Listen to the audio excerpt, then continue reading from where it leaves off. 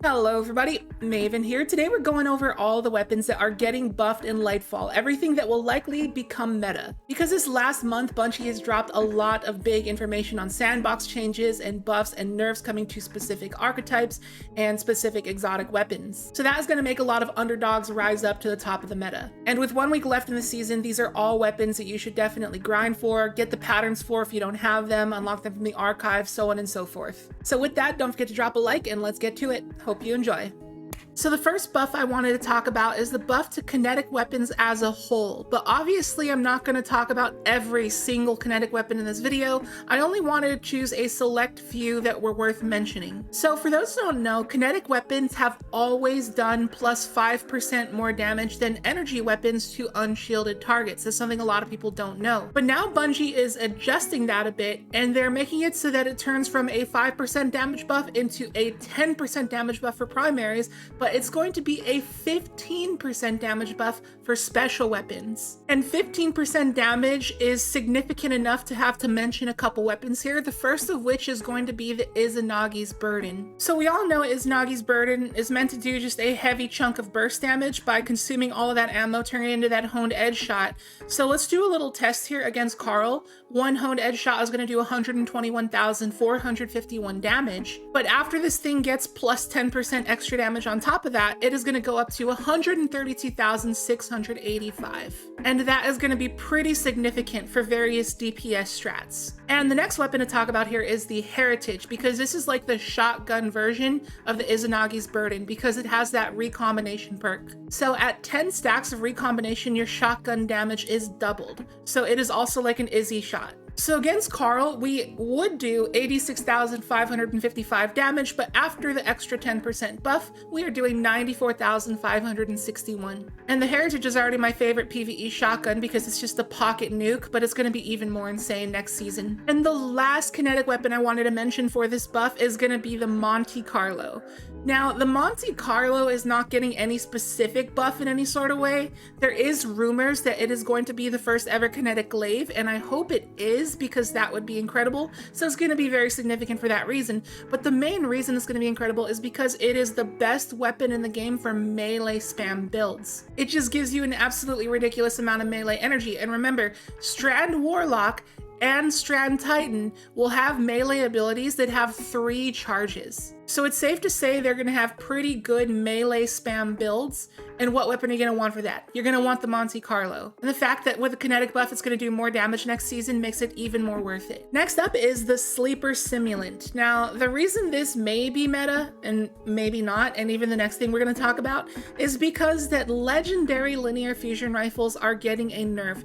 Minus 15% damage against champions and bosses, and that is mainly their purpose. And we all know that linears are pretty much the meta for raid DPS phases, along with Divinity, you know? But because the legendary linears are getting hit so hard and the exotic linears are not, then the Sleeper Simulant may be the thing that everybody uses along with Divinity for raid DPS phases. And the next thing to mention is the Queenbreaker, and I don't think this thing is going to be better for DPS than the Sleeper Simulant, but you never know, we could be wrong. And it could be better for just general play, because it did get that buff last season where it jolts enemies, and now it has this thing where it says shots chained to nearby enemies. I don't know what that's going to mean. We won't really know how good this will be until we try it. But this thing will be better than legendary linears for burst damage against bosses because it has 15% more damage, but will it do better overall when it doesn't have something like triple tap or 4th times the charm? I don't believe so. Qullim's Terminus. Now, Bungie updated the machine gun TTKs for PvP, and high impacts are getting a substantial buff, and they are now going to kill quicker than the longtime meta 450 RPMs. So they're going to have more range, more stability, and more ammo efficiency. Yeah, safe to say high impacts are going to be the new machine gun meta for PvP. So how did I come to the conclusion that the Qullim's Terminus is going to be the best PvP machine gun?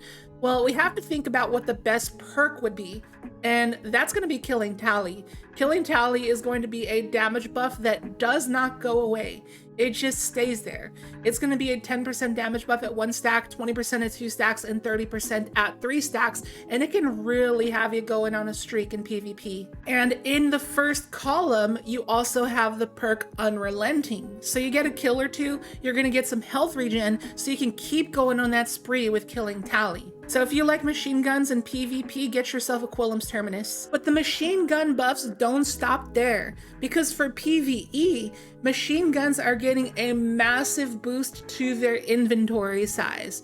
Now, inventory size is a stat a lot of people don't know about because it's not something that appears in game, and it's not something that appears on d2gunsmith.com. If you want to check inventory size, you have to go to light.gg. But anyways, the reserves are getting a 50% boost at 0 inventory size, with diminishing returns going up to 20% boost at 100 inventory size. So somewhere in the middle, say like around 50 inventory size, should be around a 35 to 40% inventory size boost, which is still pretty significant. So the machine gun that is going to be the most greatly affected by this, and probably the most meta because of this, is going to be the Xenophage. Now, the Xenophage got a huge buff recently where they unnerfed its rate of fire and also gave it crit damage.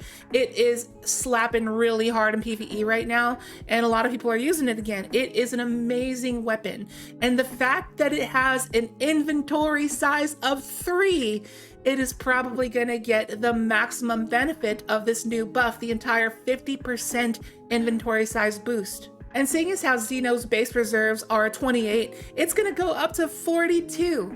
And with double reserves on your chest, it may go up to over 50.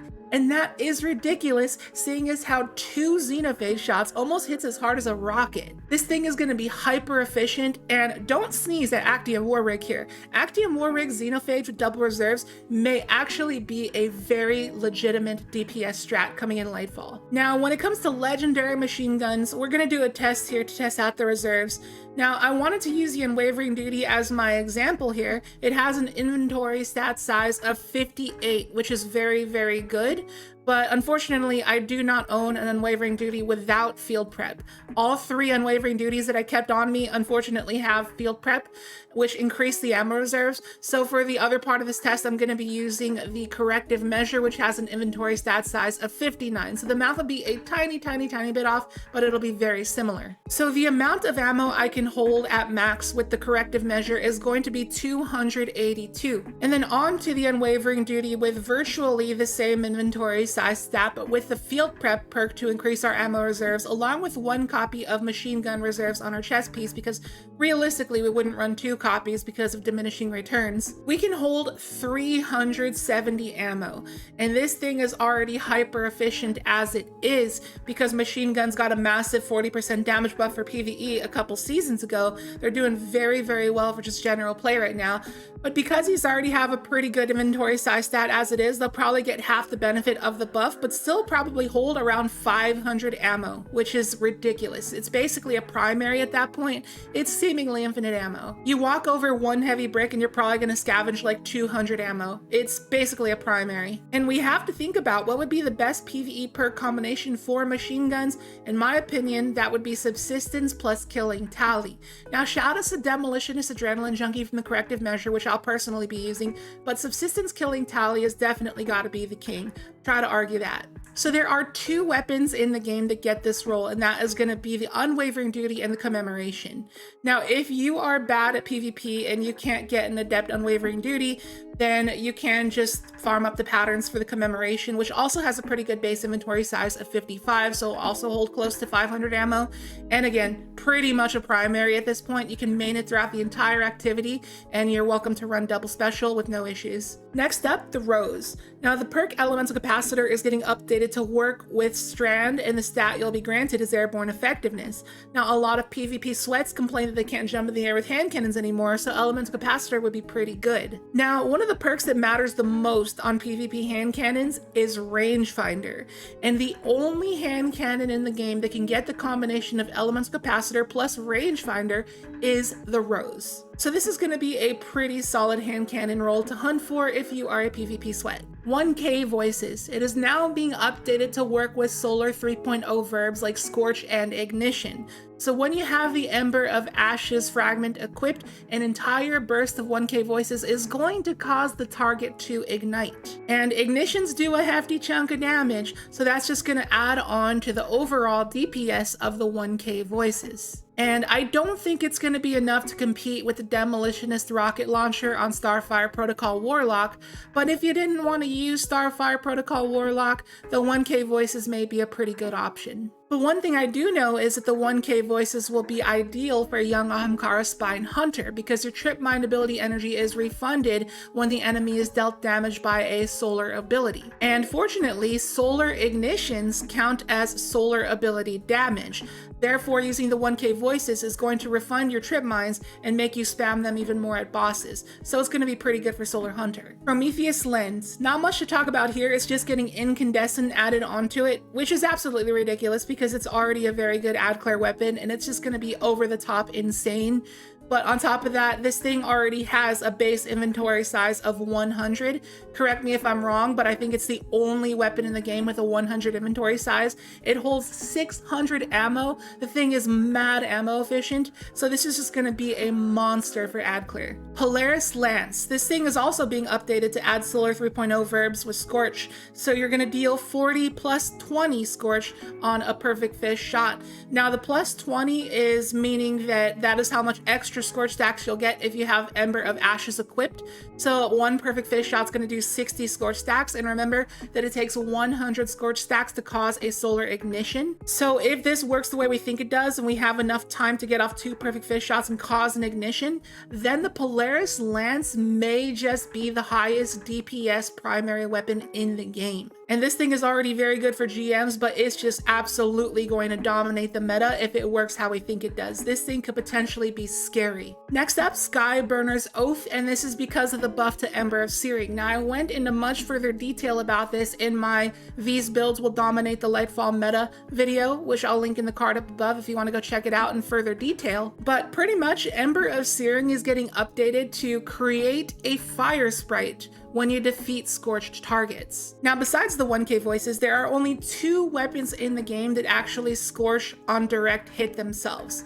One of those is going to be the Prometheus Lens, which further contributes to how crazy meta it's going to be, but also the Skyburner's Oath. It is a primary that scorches on hit. So as a primary, every single kill with the Skyburner's Oath is going to create a fire sprite, which when picked up is going to grant restoration and grenade energy and all this crazy stuff. Now, speaking of new abilities and fragments, the next thing we're talking about is a collective obligation because of the brand new Echo of Cessation. So you will create a void breach whenever you defeat a volatile target. Now, pretty much everything has a 100% uptime of volatile rounds on Gear Falcon's Hunter, but if you're not using that, then you're probably going to want to use a collective obligation because it pretty much has a 100% uptime of volatile rounds just in and of itself. And once again, shameless plug, I did a full breakdown video on how this works with a collective obligation that I'll link in the card up above again if you want to go and check it out. But similar to Skyburner's Oath, the collective obligation is going to most definitely create a void breach on every single kill. Next up, Tractor Cannon, and this is because of Echo of Domineering and Echo of Starvation put together. Now, Echo of Domineering is getting updated in Lightfall that says that whenever you defeat a suppressed target, you create a void breach. And remember, the Tractor Cannon suppresses on hit, so all you have to do is just kill something with a Tractor Cannon and you get a void breach, and Echo Starvation makes it so when you pick up a void breach, you get granted Devour. So simply just shooting something with the Tractor Cannon is going to instantly give you Devour, which is ridiculous. Next up is Leviathan's Breath, and this thing is already really good, but people just do not use it, and Bungie really wants people to use it. They buffed it so many times. They made its damage go up by like 40% a couple seasons ago. They gave it Archer's Tempo. They increased its draw time. They made it work differently so it works better against unstoppable champions. This thing is already a beast, but people just still refuse to use it. So what they did is they made it do an extra 30% damage to champions. Its ammo economy is also great, by the way. It hits as hard as a rocket, if not harder, but has better reserves. And then it also is going to make the enemy volatile on a perfect draw. So it's just going to increase its damage even further. So if this doesn't make people use Leviathan's Breath, I don't know what will, but you should definitely give this weapon a try, especially if there's ever Void Burn. This thing's gonna hit like a truck and do very good DPS. Next up is the Anarchy, and I'm sure you heard all the streamers talking about this thing being meta, and yeah, it's absolutely going to be the top of the PvE meta again, and I'm very happy about that. For those who are newer to the game and don't know what pre-nerf Anarchy was like, it did more damage before, it lasted longer, and its base reserves were 24 without any reserve mods, and that was crazy because it only holds 16 now. But anyways, besides the point, heavy grenade launchers are getting buffed to do plus 20% damage against champions, bosses, mini bosses, whatever, and plus 40% against miners.